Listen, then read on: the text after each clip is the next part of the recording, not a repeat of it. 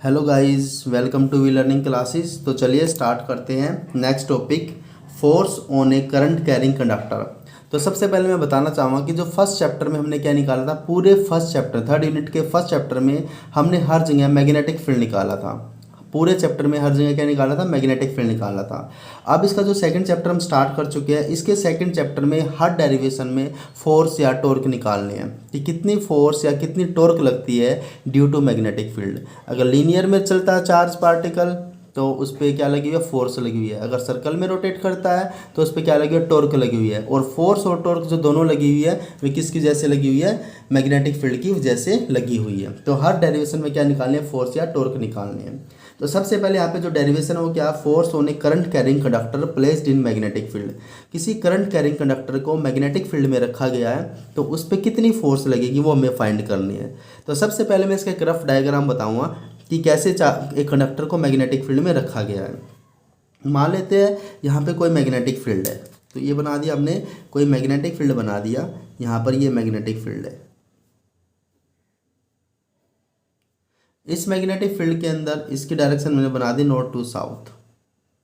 यहाँ पे magnetic field था, इसके अंदर कंडक्टर को रखा गया। इसके अंदर किसको रखा गया, किसी कंडक्टर को रखा गया है। मान लेते हैं ये कोई करंट कैरिंग कंडक्टर है।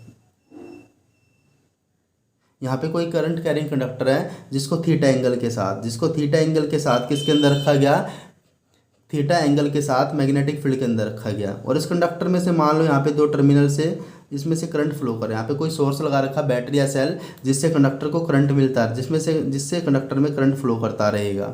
यहाँ पे क्या लगा रखा है, कंडक्टर से एक बैटरी या सेल कनेक्ट कर रखे हैं जिसकी वजह से कंडक्टर में से करंट फ्लो करेगा। अब कंडक्टर में से करंट फ्लो करेगा, साथ में इसको मैग्नेटिक फील्ड में रख रखा है। अब जब कंडक्टर में से करंट फ्लो करेगा तो इसका मतलब कंडक्टर के चारों तरफ कुछ ना कुछ मैग्नेटिक फील्ड होगा।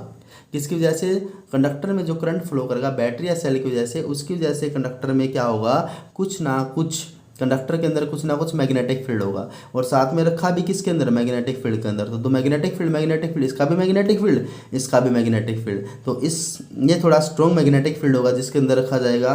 तो उस स्ट्रॉन्ग मैग्नेटिक फील्ड की वजह से इस पर क्या लगेगी, फोर्स लगेगी, किस पे, करंट कैरिंग कंडक्टर पे।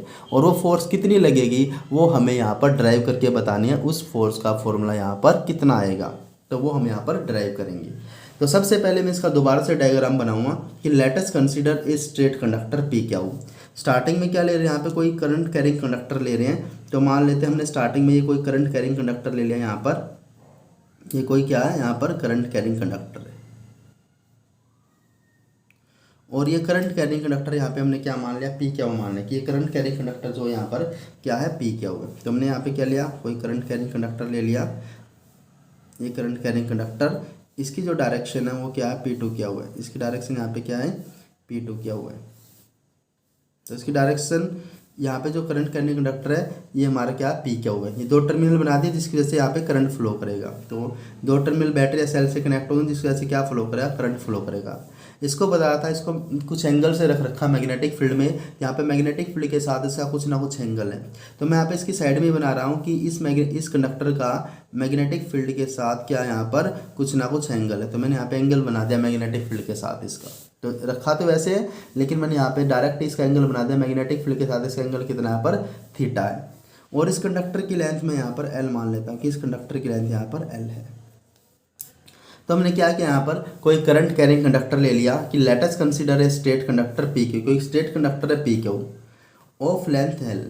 तो इसका मतलब यहाँ पे करंट की डायरेक्शन इस तरफ है। तो इसका मतलब पॉजिटिव पी, जो पी पॉइंट है वो किससे कनेक्ट है, बैटरी के पॉजिटिव से कनेक्ट है। और क्या वो किससे कनेक्ट है, नेगेटिव से कनेक्ट है। तो डायरेक्शन में से क्या होता है, पॉजिटिव से नेगेटिव होती है। डायरेक्शन में से क्या होता है, करंट की पॉजिटिव से नेगेटिव होती है। तो इस कंडक्टर की लेंथ क्या, L है। एंड क्रॉस सेक्शनल एरिया इसका A है, क्रॉस सेक्शनल एरिया इसका A है। कैरिंग करंट, इसमें से करंट I फ्लो कर रहा है और इसको किस में रखा गया, placed in uniform magnetic field, magnetic field में रखा गया। और मैग्नेटिक फील्ड यहाँ पर B है with an angle theta angle के साथ इसको रखा गया है। तो सबसे पहले हम यहाँ पे क्या करेंगे, पूरे कंडक्टर पे फोर्स निकालनी है मैग्नेटिक फील्ड की वजह से। तो हमें यहाँ पर करना क्या है, सबसे पहले एक इलेक्ट्रॉन पे फोर्स निकाल लेते हैं इसके, कि एक इलेक्ट्रॉन पे कितनी फोर्स है। अब इसके अंदर कितने इलेक्ट्रॉन हो सकते हैं, इसके फिर हम निकाल लेते हैं इसका वॉल्यूम निकाल लेते हैं, एरिया इंटू लेंथ इसका वॉल्यूम निकाल लेते हैं। सबसे पहले एक इलेक्ट्रॉन पे फोर्स निकाल ली, हमारे पास एक इलेक्ट्रॉन की फोर्स आ चुकी है। फिर इसका पूरा वॉल्यूम निकाल लेते हैं और पूरे वॉल्यूम में चेक कर लेते हैं कितने नंबर ऑफ इलेक्ट्रॉन है। मान लेते हैं पूरे वॉल्यूम के अंदर n इलेक्ट्रॉन्स है, तो क्या बन जाएगी, नंबर डेंसिटी ऑफ इलेक्ट्रॉन बन जाएगी। Number density of electron, number of electrons present per unit volume is called number density.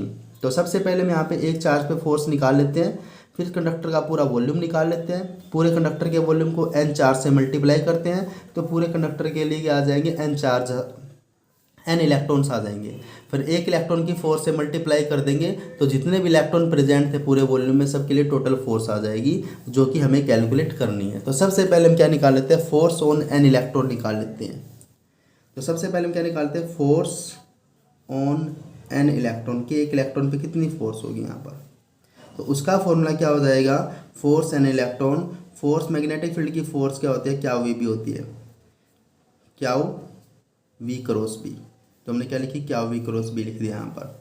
अब यहाँ पे जो चार्ज पार्टिकल क्या है, यहाँ पर इलेक्ट्रॉन है, तो इलेक्ट्रॉन पे माइनस का चार्ज होता है, यहाँ पे माइनस ही लगा दिया और यहाँ पे हमने क्या लिख दिया, वी क्रॉस बी। तो ये क्या आ चुकी है, एक इलेक्ट्रॉन पे कितनी फोर्स होगी, तो यहाँ पर क्या आ चुकी है कि एक इलेक्ट्रॉन पे कितनी फोर्स होगी वो यहाँ पर आ चुकी है।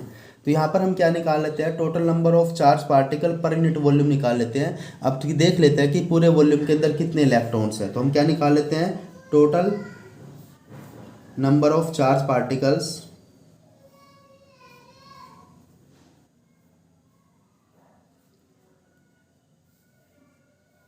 और इलेक्ट्रॉन्स पर यूनिट वॉल्यूम, और इसको क्या बोल सकते हैं, नंबर डेंसिटी ऑफ इलेक्ट्रॉन बोल सकते हैं, नंबर डेंसिटी ऑफ इलेक्ट्रॉन्स ही बोल सकते हैं। तो पर यूनिट वॉल्यूम निकाल लेते हैं कि total number of charge particle कितने होंगे। तो पूरा वॉल्यूम कितना हो जाएगा, एरिया इनटू लेंथ हो जाएगा, cross sectional area into length, तो इसका वॉल्यूम हो चुका है। इसके अंदर कितने इलेक्ट्रॉन प्रेजेंट है, n प्रेजेंट है। तो हमारे पास टोटल इलेक्ट्रॉन्स आ चुके हैं पूरे कंडक्टर में, टोटल इलेक्ट्रॉन्स कितने होंगे, इसके वॉल्यूम में NaL आ जाएगा। अब हमें एक इलेक्ट्रॉन की फोर्स पता है, पूरे वॉल्यूम के अंदर इलेक्ट्रॉन्स पता है, तो एक फोर्स की वैल्यू को इससे मल्टीप्लाई कर देते हैं, तो हमारे पास क्या आ जाएगा, टोटल फोर्स आ जाएगी। तो यहाँ पर क्या आ जाएगा, टोटल फोर्स आ जाएगी। तो टोटल फोर्स निकालने के लिए क्या करेंगे कि total force on the conductor, total force on the conductor, तो total force on the conductor यहाँ पे F से रिप्रेजेंट करेंगे, क्या हो जाएगी, जो NaL है यहाँ पे क्या है, जो इसकी मल्टीप्लाई कर देते हैं इसके साथ, तो इसकी मल्टीप्लाई इसके साथ करेंगे तो क्या है, माइनस है यहाँ पर, माइनस भी आ NaL इंटू में V क्रॉस B आ जाएगा। तो हमारे पास क्या आ चुकी है, फोर्स आ चुकी है ऑन द कंडक्टर माइनस का NaL। तो हमारे पास जो फोर्स आ चुकी थी, हमारे पास जो फोर्स आ चुकी थी वो क्या आ चुकी थी, माइनस का NaL into V cross B, हमारे पास फोर्स आ चुकी थी। ये हमारे पास फोर्स थी इसके लिए। अब हम यहाँ पे क्या करेंगे, लेकिन हमें पता है, इसको इक्वेशन फर्स्ट मान लेते हैं, हमें पता है कि करंट और ड्रिफ्ट वेलोसिटी के बीच में जो रिलेशन होते हैं, करंट और ड्रिफ्ट वेलोसिटी के बीच में रिलेशन क्या होती है, NeAVD। तो यहाँ पे करंट और ड्रिफ्ट वेलोसिटी के बीच में रिलेशन क्या होती है, NeAVD। VD यहाँ पे क्या होती थी, ड्रिफ्ट वेलोसिटी होती थी, यहाँ पे ड्रिफ्ट वेलोसिटी होती थी इलेक्ट्रॉन्स की, जो नेगेटिव से पॉजिटिव होती है। और करंट की डायरेक्शन क्या होती थी, पॉजिटिव से नेगेटिव। करंट की डायरेक्शन होती है पॉजिटिव से नेगेटिव, और ड्रिफ्ट वेलोसिटी किसकी, इलेक्ट्रॉन्स की होती है, वो किस तरफ होती है, एवरेज वेलोसिटी होती है इलेक्ट्रॉन की, नेगेटिव से पॉजिटिव की तरफ। तो दोनों की डायरेक्शन अपोजिट है, तो यहाँ पे दोनों के बीच में रिलेशन आ जाएगी माइनस का NeAV। तो यहाँ पर करंट किसके इक्वल होता है, माइनस का NeAV के इक्वल होता है। अब हम यहाँ पे क्या करेंगे, इस इक्वेशन को चेक करेंगे। यहाँ पर इस इक्वेशन में यहाँ पर क्या है, माइनस भी है, साथ में E भी है, साथ में N भी है, साथ में A भी है और साथ में V भी है। तो यहाँ पर चारों चीज़ है, तो यहाँ पर क्या आ जाएगा, यहाँ पर E भी है, N भी है, A भी है और V भी है। इन चारों की जगह हम क्या लिख, E N A और V, इन चारों की जगह हम क्या लिख सकते हैं, यहाँ पर I लिख सकते हैं। इन चारों की जगह क्या लिख सकते हैं, ENAV की जगह I लिख सकते हैं, और माइनस की जगह भी। यहाँ पे जो फोर्स आएगी, तो फोर्स यहाँ पर क्या आ जाएगी, इन चारों की जगह हमने क्या लिख दिया, I। साथ में यहाँ पे क्या बचा था, L और B बचा हुआ था, तो यहाँ पे L और क्रॉस B के बीच में क्या आ जाएगी, क्रॉस प्रोडक्ट। तो हमारे पास जो फोर्स का फॉर्मूला यहाँ पे क्या आ जाएगा, IL क्रॉस B आ जाएगा। तो इसको, ये क्या आ चुका, हमारा वेक्टर फॉर्म में फोर्स का फॉर्मूला आ चुका है, F is equal to IL cross B। इसको हम क्या लिख सकते हैं, और सिंपली इसको हम क्या लिख सकते हैं, F is equal to I L B sine theta भी लिख सकते हैं, I L B sine theta.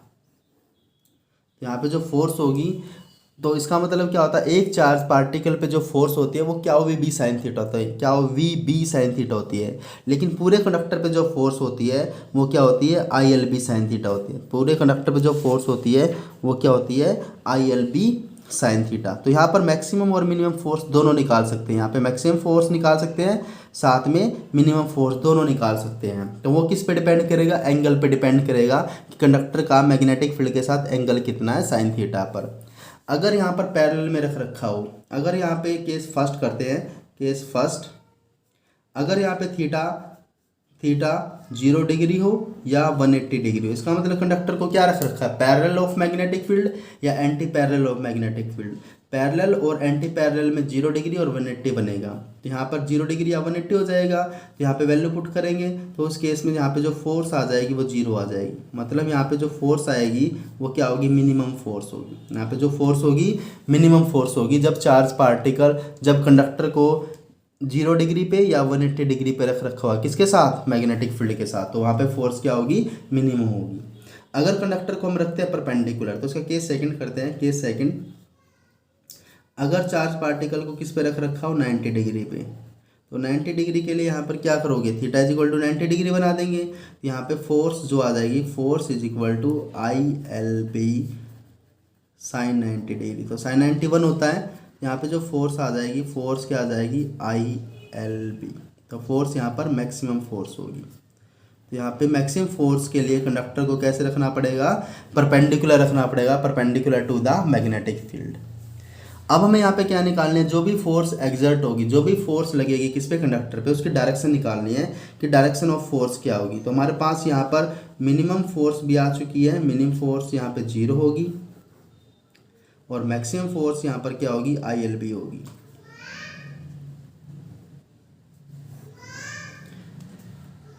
तो यहाँ पर डायरेक्शन ऑफ फोर्स, तो डायरेक्शन ऑफ चार्ज पार्टिकल पे हमने फोर्स निकाली थी, वहाँ पे भी 2 रूल थे जो वहाँ पे क्या बता रहे थे, मैग्नेटिक फील्ड को मैग्नेटिक फोर्स को बता रहे थे, किस पे, चार्ज पार्टिकल पे। वहाँ पे भी क्या था, राइट हैंड थंब रूल था और साथ में फ्लेमिंग लेफ्ट हैंड रूल था। किसी भी एंगल से एंटर करता है तो राइट हैंड रूल से डायरेक्शन बताएंगे, अगर 90 डिग्री से एंटर करता था चार्ज पार्टिकल तो फ्लेमिंग लेफ्ट हैंड रूल से बताएंगे डायरेक्शन ऑफ फोर्स। ऐसे ही यहाँ पर अगर कंडक्टर को किसी भी एंगल से रखते हैं तो उसके लिए जो डायरेक्शन ऑफ फोर्स हमें किससे मिलेगी, राइट हैंड स्क्रू रूल से मिलेगी। अगर हम उस कंडक्टर को रखते हैं 90 डिग्री से, किसके साथ, मैग्नेटिक फील्ड के साथ, तो वहाँ पे जो डायरेक्शन ऑफ फोर्स मिलेगी वो फ्लेमिंग लेफ्ट हैंड रूल से मिलेगी। ऐसे फ्लेमिंग लेफ्ट हैंड रूल, ये क्या होता है, ये फ्लेमिंग लेफ्ट हैंड रूल होता है। इससे हम क्या निकाल सकते हैं, डायरेक्शन ऑफ फोर्स निकाल सकते हैं ऑन द कंडक्टर। तो ये था complete topic of force on a conductor in uniform magnetic field. तो मिलते हैं स्टूडेंट्स नेक्स्ट वीडियो में, तब तक बने रहिए with we learning classes. Thank you.